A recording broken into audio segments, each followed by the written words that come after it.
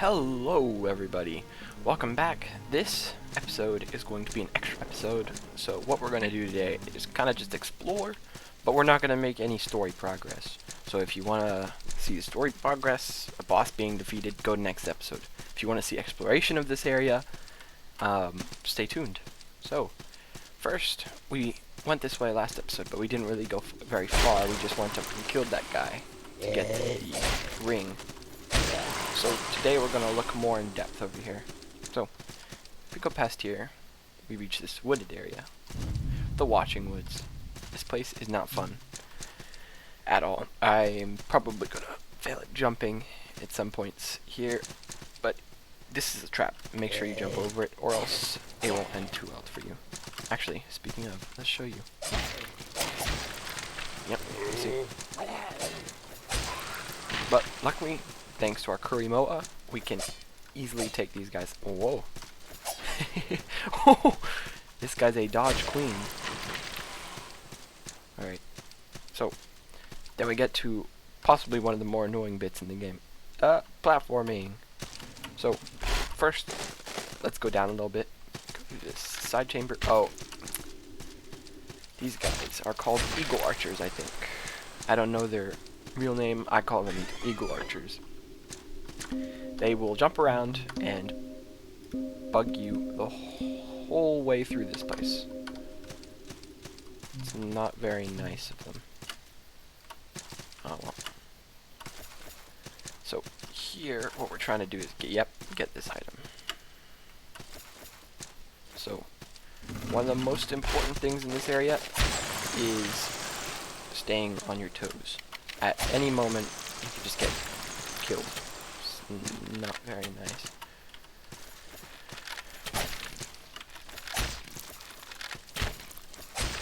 Alright, as you can see, those guys do a lot of damage. So let's top up here. If I remember correctly, yes, there is a secret path through the trees here. As you can see, you would not be able to see this if it was your first run through. In fact, I got this just by randomly jumping here. I was planning for this playthrough, looking around, looking for some good shots of screen captures, basically. And I was like, oh, this looks like a nice wooded area. And then I jumped, and I was like, what? So yeah, that was something new for me, at least. If you keep going this area, you will find these guys. Possibly one of the most annoying creatures in the whole game. The slimes. Alright, here is Andrew's tip of the day. Let him get you, and then fast click. I did not know that for my first playthrough. I went through the whole game thinking that you just had to try to hit these guys, and I will show you what happens if you try to hit them. Come on. See, 6 damage. Nothing, right? You let them jump on you, click out, and it instantly kills them. How nice is that? If only I knew. Alright. So, if we continue here, you find an item down here too. Another bag of salt. Always good. So, every now and again, I like to go through, clear my hotbar, just to make sure I can get to my red flasks easily. Oh my. I'm fumbling. For this place, you want your shield out more than you want a two-hander. Alright, those guys do not... Oh, I thought they did. Oh wait, no, this section has no ground. So you gotta tread very lightly around here.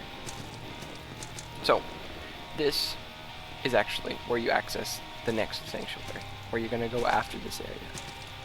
So, before we go there, we're gonna go get that. And then we're gonna make our way back, as we do not want to continue until we fight the boss of the previous area. So if we just keep going left here, we should eventually reach this, which we can pick up. Bright coal ring.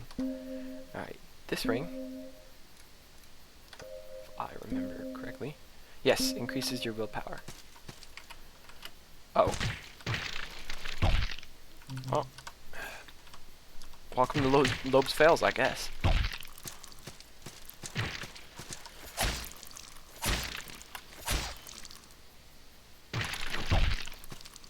Alright. So, I think there is one of those secret enemies in here. There was a... Oh, yes. It's one of the big brutes. But we will actually, very much later, we will come back here. And we'll be like, wait a minute. There was a secret area I missed in episode 2, I think. Or 3. It was 3. So, I will have to go back there at some point. But it is a secret room. Good for casters, because I think it has a spell in it.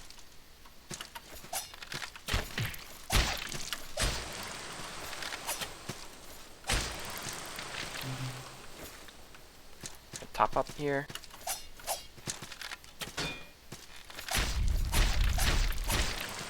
Yep, those guys take a beating. So we're gonna try to get back to where we began, which is farther up. Getting close now. So to get up there, you actually have to go this long way around. It's a little annoying, but once you get there, it's easy. So, now we are going to return back to our sanctuary, and I'll show you one more thing. So, on our way back, I can actually show you something. Our Kurimoa sword here, it is, it can take you pretty far until you get your next sword, but right now, you can actually upgrade it with those locks of hair I got in the last episode. As you can see, we can upgrade it. So, let us upgrade it.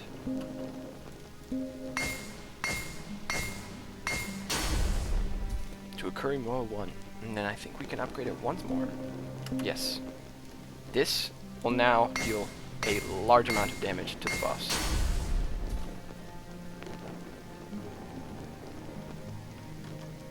And some other creatures that will probably kill me, but I have to show it nonetheless. So we're going to level up here, we're going to check our tree. We are going to... Eventually, I'm going to finish this build with a two-hander weapons. Two-hander clubs, if... Two-hander great hammers, I guess they're called. As they are my favorite weapon, and I know their timing too well. Alright, so when you walk past there, these enemies will spawn. You can go back and fight them if you want. But if we continue all the way in this direction, up here, it's actually easier just to go to the top first. You can drop here. There is a dog, but you should be able to deal with him fairly well. Now that you have fought knights, it should be a piece of cake.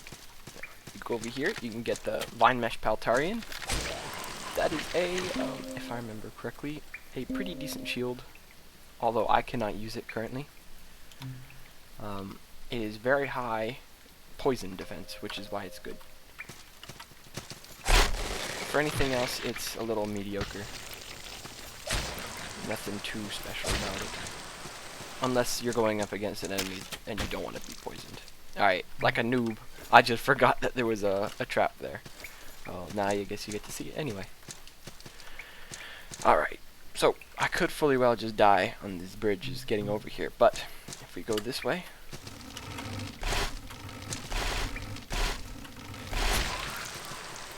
First, we're going to find an enemy and the fused metal ring, which increases endurance. I will be equipping this for most of the playthrough. Then, if we continue on, we reach this little pumpkin patch. It's weird, isn't it? So we go up, we get the gray pearl, and oh, another item. Let's go pick it up. Ghastly gourd. And these guys. These guys, I think, are officially called saltless. If they hit you with that, you are gonna die. They do not play around.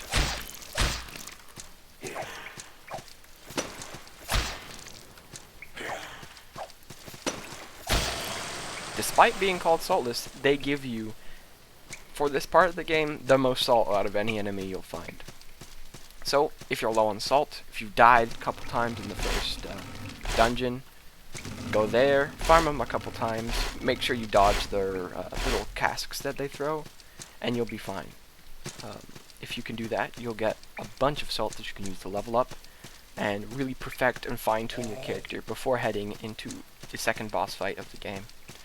I highly recommend it for anybody who's new, just learning their combos, going in, learning their combos a couple times. You will die. I've died. I'm actually surprised I did not die there. But